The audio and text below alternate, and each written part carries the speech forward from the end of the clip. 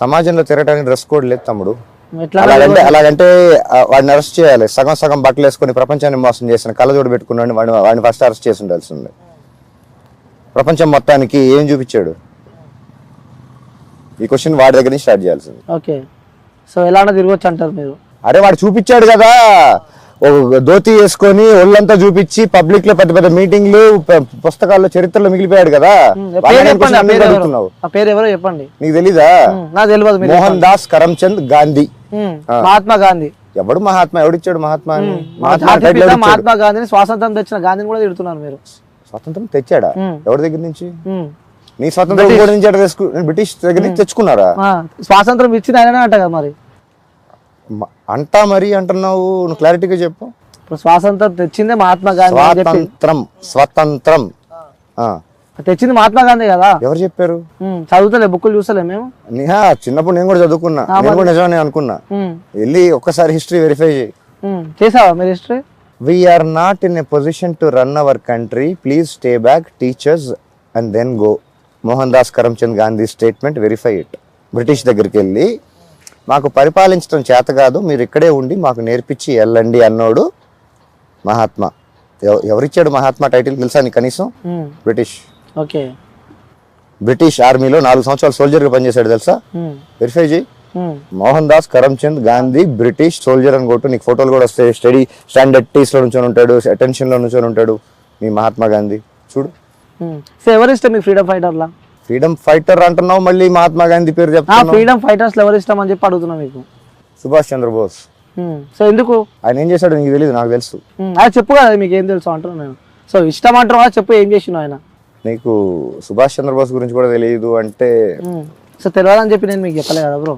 నీకు తెలిసి మీకు ఇష్టం అని చెప్తున్నారు కాబట్టి చెప్పు అని అడుగుతున్నాను. ఆయన చేసిన పనులు నాకు తెలుసు, ఆ పనుల పైన ఇంకా రెస్పెక్ట్ ఉంది. Grand salute Subhash Chandra Bose. Okay, so ఇంకోటి బ్రిటిష్ ప్రైమ్ మినిస్టర్. అడిగావు క్వశ్చన్, అడిగావు ఆన్సర్. అది చెప్పండి. అది కొంచెం సిగరెట్ కొంచెం పక్కన పెడితే బాగుంటుంది బ్రో. అవునా? ఓ పంచా. అరే ఆల్రెడీ పెట్టేసిన తర్వాత క్వశ్చన్ అడిగావు, మళ్ళీ ఇంకోసారి స్మెల్ వస్తుందని చెప్పి పక్కన పెట్టని అడిగినాను, మళ్ళీ కావాలని చెప్పినందుకు పెట్టలా. నువ్వు టాపిక్ సుభాష్ చంద్రబోస్ అన్నావు కాబట్టి పక్కన పెట్టా. ఓ సూపర్. నీ గురించి కాదు, నీ ముక్కులో పగలుతుందని కాదు, సుభాష్ చంద్రబోస్ టాపిక్ కాబట్టి సిగరెట్ పక్కన పెట్టా. ఓకే చెప్పండి. British first prime minister, so called. నువ్వు చెప్పిన ఫ్రీడమ్ అయిపోయిన తర్వాత, అది ఇండిపెండెన్స్ అయిపోయిన తర్వాత ఫస్ట్ టైం ప్రైమ్ మినిస్టర్ ఇండియాకి వచ్చాడు. కోల్కతాలో ఒక జర్నలిస్ట్ గెస్ట్ హౌస్లో ఒక చిన్న ప్రెస్ మీట్ జరుగుతుంది. ఆయన్ని జర్నలిస్ట్ ఫస్ట్ క్వశ్చన్ అడిగాడు. Okay, what made you to leave India అని అడిగాడు. ఆన్సర్ ఏమొచ్చి ఉంటుంది? మోహన్ దాస్ కరమ్చంద్ గాంధీ రాలా, మహాత్మా రాలా, సుభాష్ చంద్రబోస్ అన్నాడు. ఎవరు? British prime minister. On record ఉంది, వెరిఫై చేసుకో. సెకండ్ క్వశ్చన్ అడిగాడు, what is the contribution of mister Mohan Das Karamchand Gandhi and what is his impact for you to leave India అని సెకండ్ క్వశ్చన్ అడిగాడు. ఏదో మెక్సికన్ క్యూబన్ సిగార్ అనుకుంటా, నేను చదివిన ఆర్టికల్, నా రీసెర్చ్ మెటీరియల్లో తెలిసింది. సిగార్ నోట్లో నుంచి బయటికి తీసి మినిమల్ అన్నాడు. మినిమల్. ఓకే, ఒకసారి వెరిఫై చేసుకోండి. Mohandas Karamchand Gandhi space minimal అని కొడితే నీకు నేను చెప్పిన ఆర్టికల్ క్లియర్ గా విత్ స్టాటిస్టిక్స్ వస్తాయి.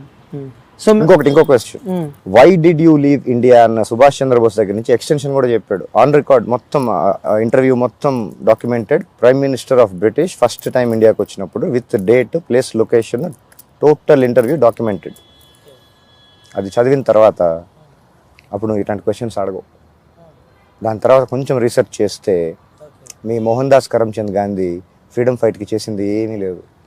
ఆయన స్టార్ట్ చేసిన ప్రతి మూమెంట్ ఒక్కటి కూడా ఫినిష్ చేయలేదు. ఓకే, ఒక పేరు చెప్పు, ఆయన స్టార్ట్ చేసిన ఫ్రీడమ్ ఫైట్ మూమెంట్ ఒక పేరు ఒకటి చెప్పు ఒకటి.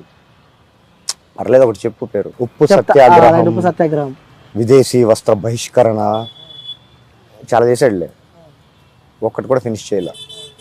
వెరిఫై చేసి జాతిపిత అని చెప్పి ఎందుకంటారు మరి? అది ఎవరు ఇచ్చారు జాతిపిత అని? ఎవరు ఇచ్చారు? ఎవరిచ్చారు? సరే మీరు ఏం చేయలేదు అంటారు మరి ఎట్లా వచ్చింది ఆ బిరుదు, ఎట్లా వచ్చింది జాతిపిత అని చెప్పి? అప్పుడు ఇంకొక స్టేట్మెంట్ వెరిఫై చేయాలి. Do you know mister Mohan Das Karamchand Gandhi how much Congress spent to make you look poor అని కాంగ్రెస్ నుంచి official spokes person statement on మీకు ఇంటర్నెట్ లో దొరుకుతుంది. ఓకే.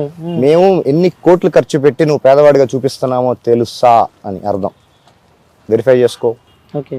ప్రపంచంలో ఏ పొలిటికల్ పార్టీ ఒక మనిషి చరిత్రని వైట్ వాష్ చేయడానికి సినిమా అయితే తీలా.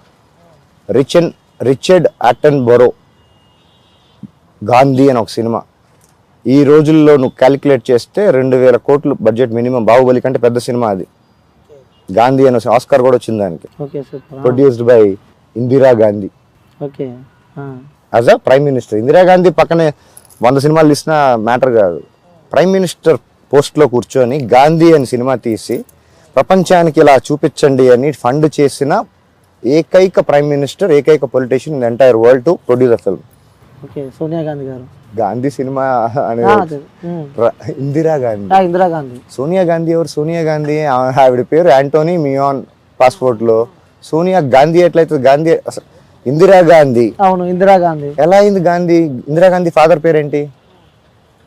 జవహర్ లాల్ గాంధీ కుటుంబమా? ఇందిరాగాంధీకి గాంధీ GHI కి సంబంధం ఏంటి నాకు చెప్పు. సో మీరు చెప్పండి, మీకు తెలిసి ఉంటారు కదా. సో అందరూ వారసత్వం అంటారు కదా, అది ఎక్కడి నుంచి వచ్చింది వారసత్వం? ఇందిరాగాంధీకి గాంధీ అనే సర్నేమ్ ఎలా వచ్చింది?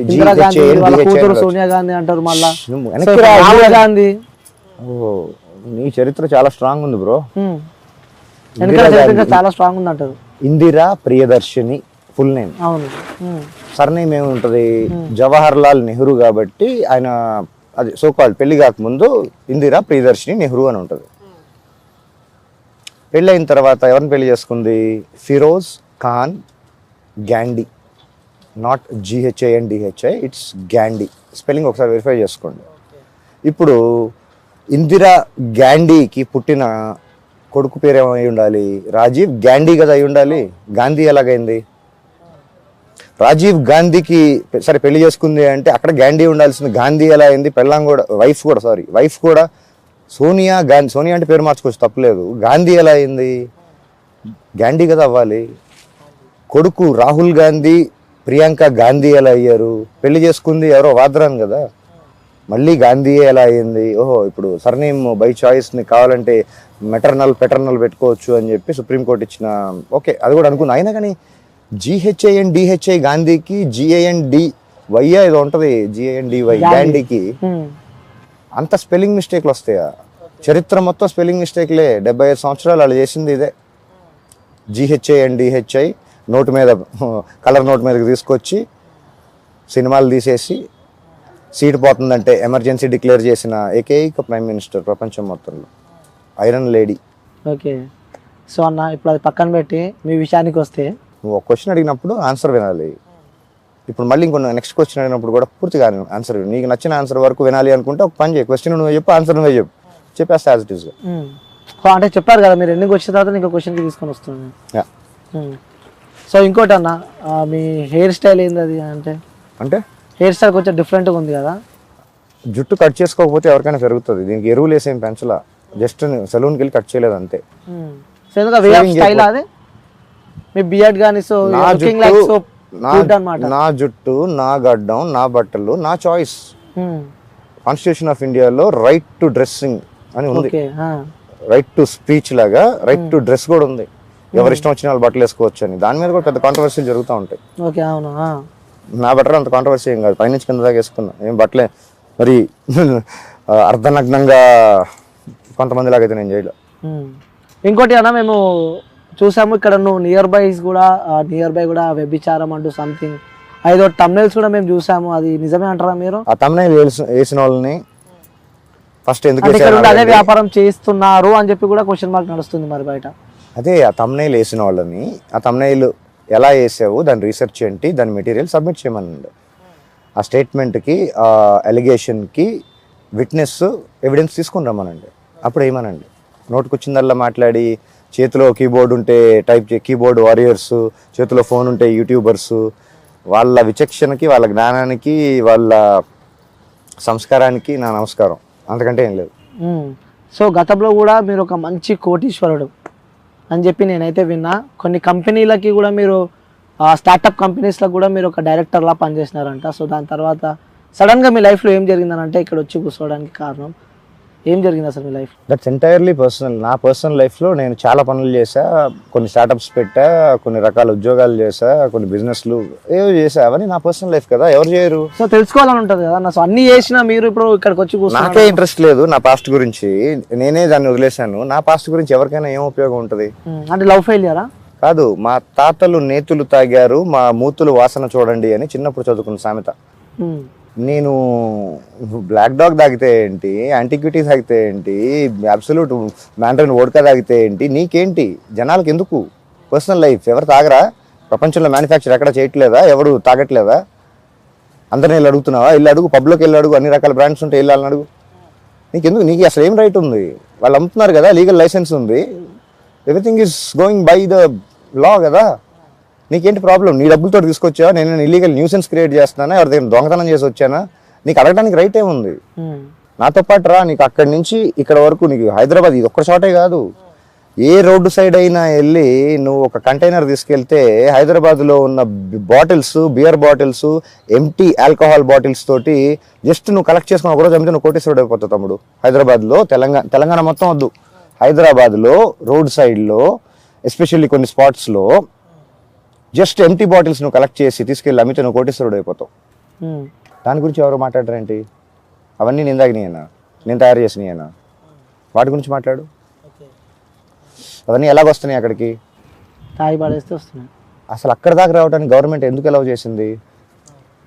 నువ్వు అడగాల్సింది ఎవరిని? నన్ను ఎందుకు అడుగుతున్నావు? ఎండ్ యూజర్ని ఎందుకు అడుగుతున్నావు? ట్యాక్స్ పేయర్ని నువ్వు మళ్ళీ క్వశ్చన్ చేసే రైట్ నీకు ఎక్కడి నుంచి వచ్చింది?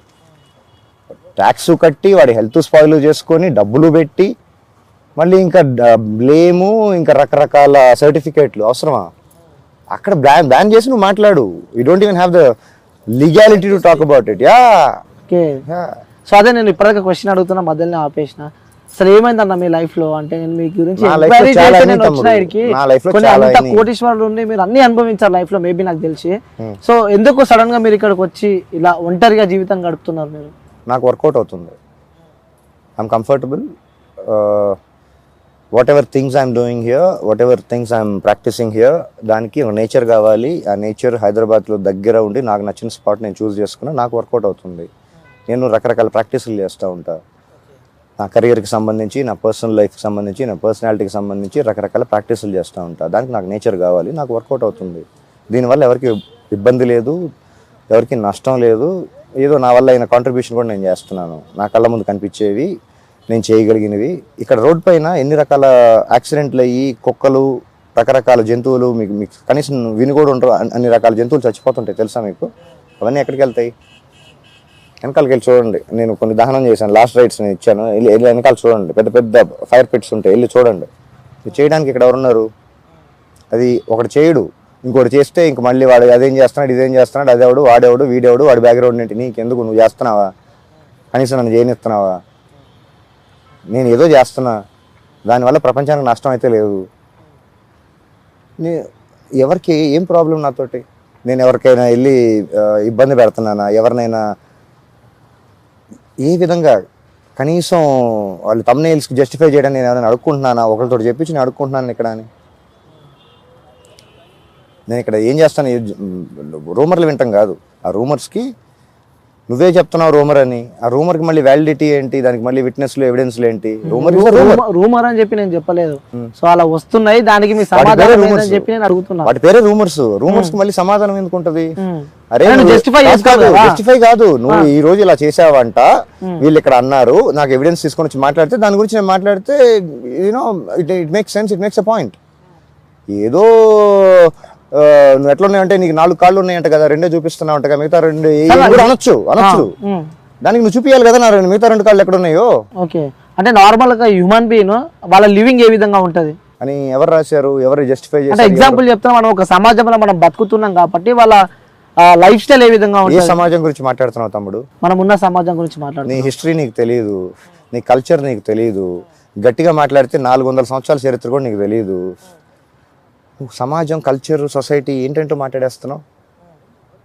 1000 సంవత్సరాల క్రితం ఇదే ప్లేస్లో ఏముండిందో నీకు తెలుసా?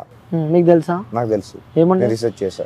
1000 సంవత్సరాలు కాదు, నువ్వు కూర్చున్న ప్లేస్ ఏదైతే ఉందో, these kind of rocks are nowhere available in Asia. 5,000 million years older than dinosaurs rocks ఇవి. దాన్ని పగలగొట్టి ఒకటి రోడ్ వేస్తాడు, ఒకటి బిల్డింగ్ కడతాడు, ఒకడు పార్కింగ్ చేస్తాడు, ఒకటి ఫుడ్ బిజినెస్ చేస్తాడు. లోపల వస్తే వచ్చలు కాంపిటీషన్ అవుతూ ఉంటుంది పొద్దున్న నుంచి సాయంత్రం దాకా ప్రకృతిలో. నీకు ఇవన్నీ కనపడట్లేదా? నేచర్ డిజైన్ ఇది 183 ఎకరాల fresh water resource. Nature design ఒరిజినల్గా తయారైనప్పుడు 183 ఎకరాల ఫ్రెష్ వాటర్ రిసోర్స్ ఇది. 183 ఎకరాలని 43 ఎకరాల బ్యూటిఫై అంటారు. 43 ఎకరాలు చేసి బ్యూటిఫికేషన్ అంటారా? కేబుల్ బ్రిడ్జ్ చేసి బ్యూటిఫికేషన్ అంటారా? రోడ్ వేసి, హోటల్ కట్టి, బిల్డింగ్లు కట్టి, ఐజేసి, TSIAC అని పేరు పెట్టి రకరకాల డెవలప్మెంట్స్ అంటారు. అదే అడుగుతున్నా, ఇది ప్రోగ్రెస్ అంటారా? 183 ఎకరాల ఫ్రెష్ వాటర్ రిసోర్స్ని, డ్రైనేజ్ వాటర్ ఎక్కడ పడితే అక్కడ కెమికల్స్ అన్ని కలిపేసి సఫకేట్ చేయడాన్ని మోడర్నైజేషన్ అంటారా? నీకు ఒక బెడ్రూమ్లో ఒక రూమ్లో మీ ఇంట్లో ఒక 2 BHK 3 BHKలో ఉండుంటావు కదా. ఒక బెడ్రూమ్లో మీ ఫ్యామిలీ మొత్తాన్ని ఇరికిస్తే ఎలా ఉంటుంది? రోజు మొత్తం, నెల మొత్తం, సంవత్సరం మొత్తం.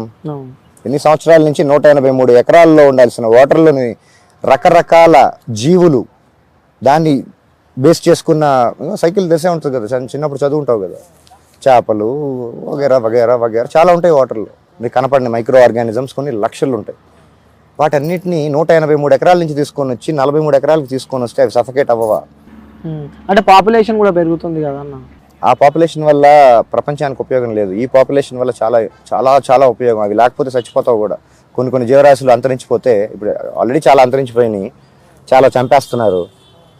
ఆ మిగతావి కూడా హనీ బీస్ అని అవి అని కొన్ని ఉన్నాయి, ఎసెన్షియల్ బీయింగ్స్. అవన్నీ పోతే నువ్వు ఇంటర్వ్యూ చేయడానికి నువ్వు ఉండవు, మాట్లాడిన సొల్లు చెప్పడానికి నేను కూడా ఉండవు. సొల్లని మీరు అనుకుంటున్నారు, వాల్యుబుల్ థింగ్స్ అని నేను అనుకుంటున్నాను. అదే వినే వాళ్ళు డిసైడ్ చేస్తారు.